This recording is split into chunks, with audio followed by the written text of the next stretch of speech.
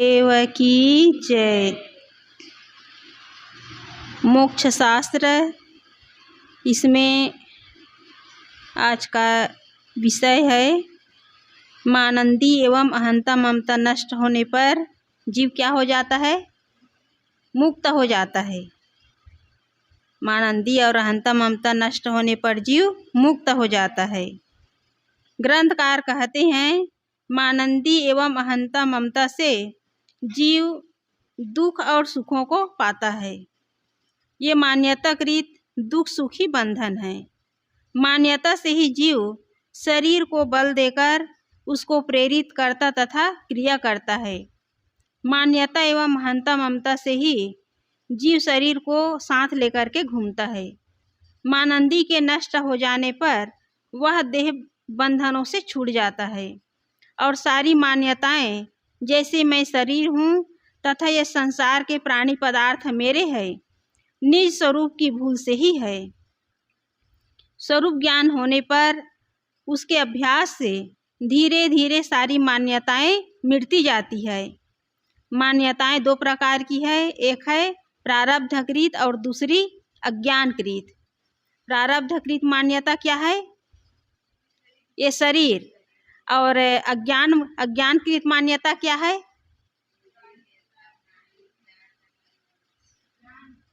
जितनी भी बाहर हम मान्यताएं बनाए हुए हैं, रिश्ते नाते संबंधी और पदार्थों में जो हम मान्यताएं बनाए हुए हैं कि मेरे अपने हैं, ये सब अज्ञानकृत हैं। क्योंकि जितने भी बाहर मान्यताएं हैं कोई किसी का नहीं है, न प्राणी अपने हैं न पदार्थ अपने हैं। ये प्रारब्धकृत शरीर भी अपना नहीं है। प्रारब्ध पूरा होते ये शरीर भी पूरा हो जाता है, जीव इससे अलग हो जाता है। प्रारब्धकृत मान्यताएं हैं शरीर तथा उसके अनुकूल प्रतिकूल भोग, ये तो भोग करके ही मिटते हैं। किंतु अज्ञानकृत मान्यताओं को छोड़कर साधक जो है मुक्त हो जाता है। काम, क्रोध, लोभ, मोह, हर्ष, शोक आदि सारी मान्यताएं अज्ञानकृत हैं। अज्ञानकृत मान्यताएं क्या बताए हैं? काम, क्रोध, लोभ, मोह, हर्ष, शोक, ये सारी मान्यताएं अज्ञानकृत हैं। जीव दृश्य जड़ नहीं है और न उनमें किसी का संबंध मूलतः संबंध है तथा न उनमें स्वतः क्रिया है। जड़ तत्वों के समान न उसमें छह भेद है। जीव केवल शुद्ध चेतन एवं असंग है। अतः जब सारी मान्यताओं को छोड़ देता है तब वह मुक्त हो जाता है। जीव स्वरूपतः मुक्त ही है। वह अनादि प्रवाह से वासनावश देह बंधन में है। विषयों में सुख मानना यही उसके लिए शूलप्रद एवं बंधन है। जिस प्रकार जीव अपने आप सबसे असंग है, वैसा उसे जो बोध हो जाए और वह सब भ्रमों को छोड़कर अपने में स्थित हो जाए तो उसके मान्यताकृत सारे बंधन कट जाएं। जब विषयों की सारी अभिलाषाएं नष्ट हो जाती है और जीव जो है सारी इच्छाओं से रहित हो जाता है, तब वह सारे बंधनों से मुक्त हो जाता है। वह सारी दीनताओं से मुक्त होकर अपने स्वरूप में, अचल स्वरूप में स्थित हो जाता है। चेष्टाएं दो प्रकार की हैं, एक देह भोग की और दूसरी मन भोग की। खाना पीना, सोना जागना आदि देह भोग की चेष्टाएं हैं और मैथुन, नशा, नाच, रंग, काम, क्रोध, लोभ, मोह, ये सब मन भोग की चेष्टाएं हैं। साधक को चाहिए कि वह देह भोग अनासक्ति पूर्वक भोगते हुए मन की इच्छाओं तथा कामादिक विकारों को सर्वथा छोड़ दे। जो अनासक्ति पूर्वक शरीर निर्वाह की चेष्टाएं हैं, वे वस्तुतः बंधनदायी चेष्टाएं नहीं हैं। जैसे बीज को भून देने पर उनसे वृक्ष नहीं होते, वैसे विषय शक्ति नष्ट कर देने पर देह निर्वाह की चेष्टाएं एवं क्रियाएं बंधन नहीं बनती, बल्कि वे कल्याण साधना में सहायक होती हैं। बोधवान शरीर निर्वाह बेगारवत अनासक्त होकर लेते हैं। वे मन की मलिनताओं को सर्वथा त्याग कर पवित्र रहते हैं। जो यह शरीर है ये प्रारब्धकृत है, इसे हम नष्ट नहीं कर सकते, क्योंकि प्रारब्ध रूप जो शरीर मिला हुआ है उसे भोग करके ही नष्ट कर सकते हैं। और कितने लोग हैं, कहीं उसके जीवन में कुछ दुख आ गया, कुछ प्रतिकूल घटनाएं घट गई तो आत्महत्या कर लेते हैं। कोई जहर खाकर, कोई फांसी लगा करके, तो और कुछ अन्य ढंग से अपने शरीर को नष्ट कर देते हैं, आत्महत्या कर लेते हैं। लेकिन उससे भोग नष्ट होने वाला नहीं है, उस भोग को भोगने के लिए फिर आना पड़ता है। इसलिए शरीर जो है साधन मात्र है कल्याण करने के लिए, और इसे धीरे धीरे भोग करके ही इसे नष्ट किया जा सकता है। लेकिन इस देह के प्रति भी आसक्ति न हो, तब जो है बंधन जो है वो छूटेगा।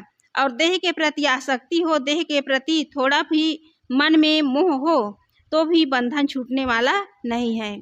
इसलिए जो देह भोग की चेष्टाएं हैं वो तो भोग करके ही नष्ट हो सकता है। लेकिन जो मन भोग है, मन में जो भोग हैं अनेक प्रकार के, नाच रंग मैथुन, अनेक प्रकार के दुर्व्यसन, ये सब क्या है, ये केवल बंधन है। ये मन जीवन के लिए आवश्यक नहीं है। ये जितने भी बाहरी भोग हैं ये जीवन के लिए आवश्यक नहीं है। जीवन के लिए आवश्यक क्या है, रोटी कपड़ा और मकान, ये शरीर निर्वाह के लिए है। और ये जितने मन भोग बताए गए हैं ये केवल मानंदीकृत है। जीव अज्ञानवश इनके पीछे लगा हुआ है और इसी में सुख मान करके इसी के पीछे जीव जो है बंधन अपना मजबूत करता चला जाता है। इसलिए सद्गुरु कह रहे हैं कि ये जितने भी मानसिक जो भोग हैं ये केवल बंधन का रूप है, और ये जो शरीर है इसे भोग करके ही नष्ट किया जा सकता है। तो बोधवान जो होते हैं वो शरीर निर्वाह कैसे लेते हैं, बेगारवत अनासक्ति पूर्वक। वे मन की मलिनताओं को सर्वथा त्याग करके पवित्रता पूर्वक अपना जो साधना का काम है करते चले जाते हैं। क्योंकि बिना त्याग किए, बिना मनोविकारों का त्याग किए हमारा जीवन जो है पवित्र होने वाला नहीं है। हम शुद्ध मन से साधना नहीं कर सकते। मन में जितने भी मलिनताएं हैं उनका त्याग किए बिना जो साधना जो है पुष्ट होने वाला नहीं है। इसलिए मुख्य काम है अपने मन को शुद्ध करना। मन में जो मलिनताएं हैं, मन में जो विकार हैं, मन में जो गलत मान्यताएं हैं उन विकारों को त्याग करना। जब तक मन में कुछ मान्यताएं शेष रहती है तब तक पूर्व के संचित कर्म मानव जीव को बंधन देते हैं। जब जीव सारी मान्यताओं से अलग हो जाता है तब वह मानव संचित को नष्ट कर देता है।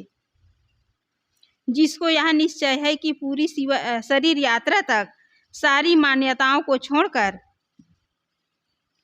केवल स्वस्वरूप में स्थित रहने के अभ्यास में रहना है, वह निरंतर यही काम करता है और उसे पुनः देह नहीं मिलती। वह सदैव के लिए शुद्ध चेतन मात्र रह जाएगा। विवेकवान जो है शरीर निर्वाह की क्रियाएं पथिक के समान लेता है। वह समझता है कि मैं पथिक हूँ और संसार के प्राणी पदार्थ, स्थान, परिस्थिति सब पथ में मिले हुए के समान है। अतएव वह कहीं किसी से लोभ मोह नहीं करता। वह समझता है कि इस प्रकार सबसे निर्मोह एवं असंग रहने में ही हमारा कल्याण है। जो विवेकवान होते हैं अपने आप को क्या मानते हैं, पथिक मानते हैं। पथिक जैसे कोई यात्री जब किसी बस से या ट्रेन से यात्रा करते हैं तो जहाँ बैठे रहते हैं वहाँ उसका मोह नहीं होता, क्योंकि उसे यह पता है कि मुझे इस सीट को छोड़ करके मुझे अपने गंतव्य तक जाना है। इसलिए न वो ट्रेन से मोह करता है न ट्रेन में मिले हुए प्राणियों से मोह करता है, क्योंकि इसे पता है कि यह सब छूटने वाला है। इसी प्रकार इस शरीर यात्रा में जितने भी मिले हुए हैं रिश्ते, नाते, शरीर, पदार्थ सब एक एक करके छूट जाने वाले हैं। और जो सच्चा विवेकवान होता है वो इन सब से मोह नहीं करता, इसके लोभ में नहीं पड़ता।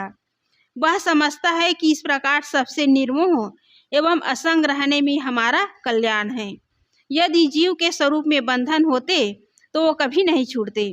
वस्तुतः बंधनों का मूल कारण जो है निज स्वरूप का भूल है। अतएव जब वह अपनी भूल जान लेता है और समझ लेता है कि मैं संसार के जंजालों से सर्वथा रहित शुद्ध एवं असंग हूँ, तब सारे बंधनों को त्याग देता है। शरीर, इंद्रिय, मन के स्मरण, जड़ पदार्थ तथा अन्य प्राणियों को देख देखकर जीव उनमें आसक्त होता रहता है। उसे यह नहीं पता कि मैं इन सब से परे एवं असंग हूँ।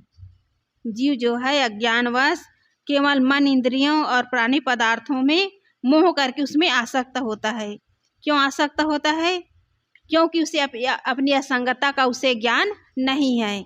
इसी कारण इन बंधनों में वो अपने आप को बांध लेता है। तो इस प्रकार ग्रंथकार कहते हैं कि जिनको निज चेतन स्वरूप का ठीक से ज्ञान हो जाता है, उनके पूर्व के निश्चय, पूर्व की समझ, पूर्व की प्रियता तथा पूर्व के प्रयत्न से पृथक दिशा हो जाती है।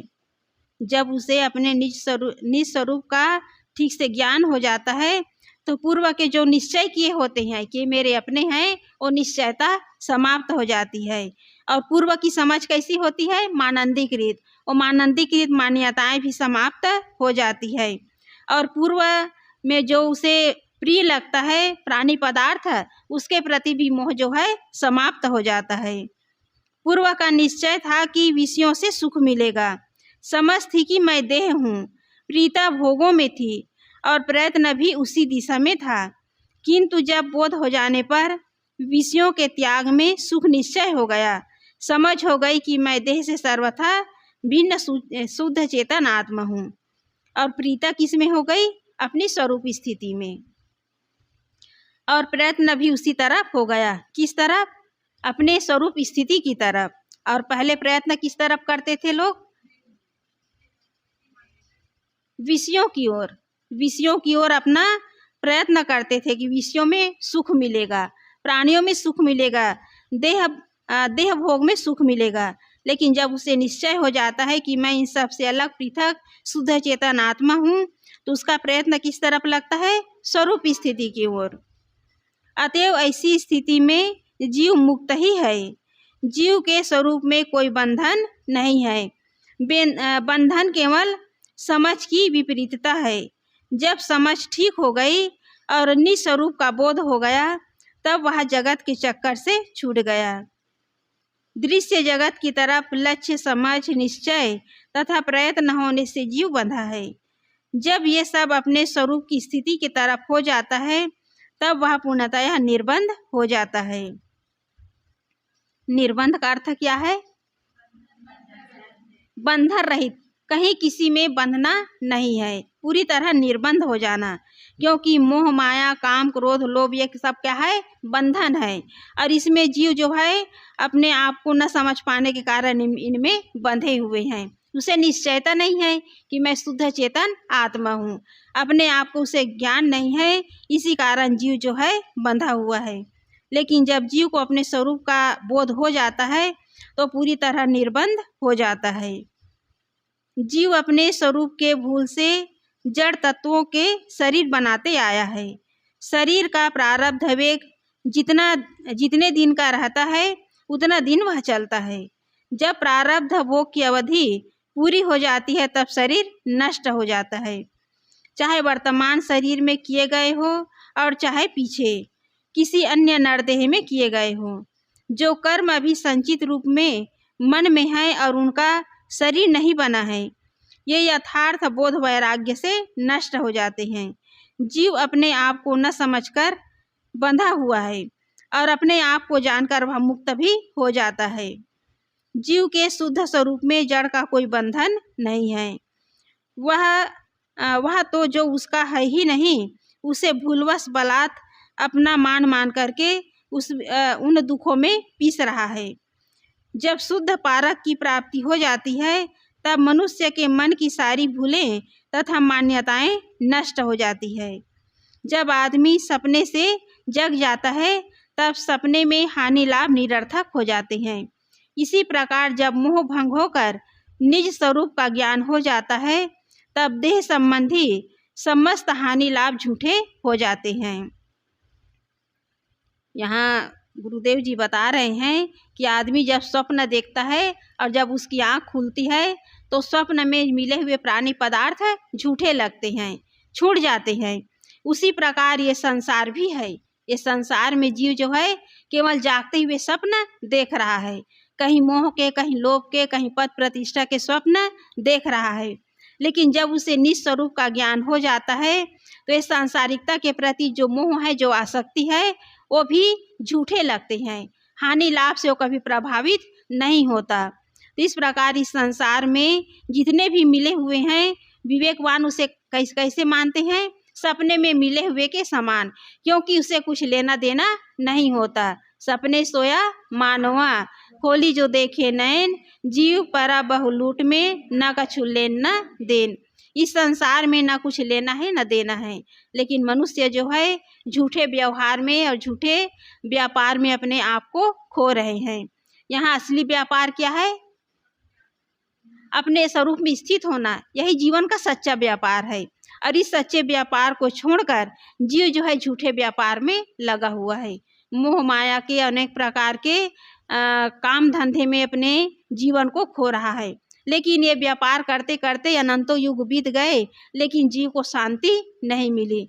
जीव को असली सुख, असली शांति किसमें है? अपने स्वरूप स्थिति में। और उसी के लिए मानव जीवन, ये मनुष्य का जो शरीर मिला हुआ है साधन के रूप में, ये कल्याण के लिए मिला हुआ है, आत्म शांति के लिए मिला हुआ है। इसलिए सद्गुरु विशाल साहब जी कह रहे हैं कि जीवन का सच्चा व्यापार क्या है? अपने आत्मा की ओर लौटना।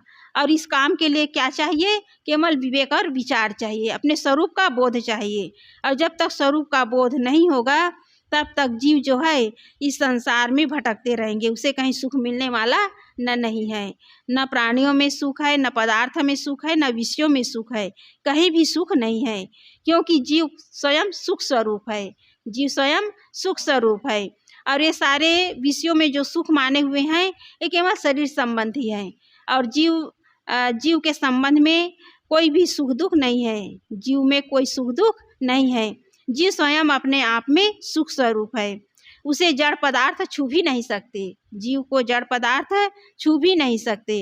इसलिए जीव अपने आप में असंग है, अकेला है और वो मुक्त स्वरूप है। लेकिन बाहर हम प्राणी और पदार्थों में उलझ करके अपना जो मोह है उसमें हम टिकाए हुए हैं कि ये मेरे अपने हैं, जबकि संसार में कोई किसी का नहीं है। इसलिए सद्गुरु विशाल साहब जी कह रहे हैं कि लोग जो है प्रारब्ध रूप शरीर को भी आसक्ति रूप में यदि उसे उसमें अपना जो मन है आसक्ति पूर्वक उसमें मन टिकाता है, यही बंधन का कारण है। ये शरीर के प्रति भी आसक्ति न हो, तब जो है कल्याण का काम हो सकता है। क्योंकि सारा बंधन किसमें है? आसक्ति में, मोह में ही है। इसलिए न शरीर में मोह करना है, न प्राणियों में, न पदार्थ में, सब छूटने वाले हैं और सब धीरे धीरे छूट भी रहे हैं। लेकिन लोग जो है अपने आप को न पहचान कर, अपने स्वरूप को भूलकर बाहर केवल झूठे व्यवहार में लगे हुए हैं। इस प्रकार सद्गुरु विशाल साहब जी कह रहे हैं कि देह संबंधी सारे व्यापार कैसे हैं? झूठे हैं। इसमें न कोई हानि है, न कोई लाभ है। केवल इस व्यवहार को करते करते जीव जो है अंत में थक हार करके बंधनों में बंध जाता है। इसलिए जितने भी मान्यताएं हैं ये केवल मानंदिक रीत है, यहाँ अपना कुछ भी नहीं है। लेकिन लोग जो है मानंदी बना बना करके अपने जो मुक्त स्वरूप है, जीव जो मुक्त रूप है, उसे भूले हुए हैं। तो इस प्रकार जब तक अहंता ममता का नाश नहीं होगा, अहंता ममता का त्याग नहीं होगा, तब तक जीव की जो असली स्वरूप है उसका बोध होने वाला नहीं है। तो इस प्रकार मानंदी और अहंता ममता के नष्ट होने पर ही जीव जो है मुक्त हो जाएगा। और जब तक अहंता ममता और मान्यताओं में बंधे रहेंगे, तब तक ये जीव जो है गमनागमन के चक्कर में पड़ा रहेगा। और इस संसार में आकर के जीव को कभी सुख मिलने वाला नहीं है, क्योंकि शरीर भी दुख रूप है। शरीर में भी कोई सुख नहीं है। कभी कुछ रोग है तो कभी और कुछ रोग है। इस शरीर में अनेक प्रकार के बाधाएं हैं। इसलिए सद्गुरुदेव कह रहे हैं कि जहाँ तक हो सके हम जहाँ तक मान्यताएं बनाए हुए हैं उसे धीरे धीरे छोड़ने का हम प्रयास करें। किसी भी प्रकार के मन में न मोह हो, न आसक्ति हो और न किसी भी प्रकार के अहंता ममता हो। जितना हो सके हम इसे छोड़ते जाने का प्रयास करेंगे, तब जो है साधना का काम होगा और हम अपने जो गंतव्य है, अपने जो मंजिल है, वहाँ तक हम पहुँच सकते हैं। नहीं तो कल्याण मार्ग में बाधक क्या है? ये अहंता ममता ही बाधक है। इसलिए हम शरीर के प्रति भी मोह न करें और न किसी साथी बाराती के प्रति मोह करें, क्योंकि कोई किसी का नहीं है। व्यवहार में तो कहना पड़ेगा, लेकिन कल्याण मार्ग में कोई किसी का साथी नहीं है। हमारा शुभ गुण ही हमारा साथी है। शुभ गुण साथी जीव के, ये शुभ गुण ही हमारे साथी हैं और यही हमारे कल्याण में सहायक है। रास्ता तो हर कोई बता देता है, लेकिन यदि हम चलने का प्रयास नहीं करेंगे तो हम अपनी मंजिल तक पहुंच नहीं सकते। तो इस प्रकार गुरुदेव जी कह रहे हैं कि कोई किसी का नहीं है, केवल हम मान्यता बना बना करके केवल हम भटक रहे हैं। और यह भटकना तभी बंद होगा जब इन मान्यताओं से हम अपने आप को ऊपर उठाएंगे, इन मान्यताओं को हम छोड़ेंगे, तब जो है कल्याण का काम, साधना का काम हो सकता है। बोलिए सद्गुरुदेव की जय।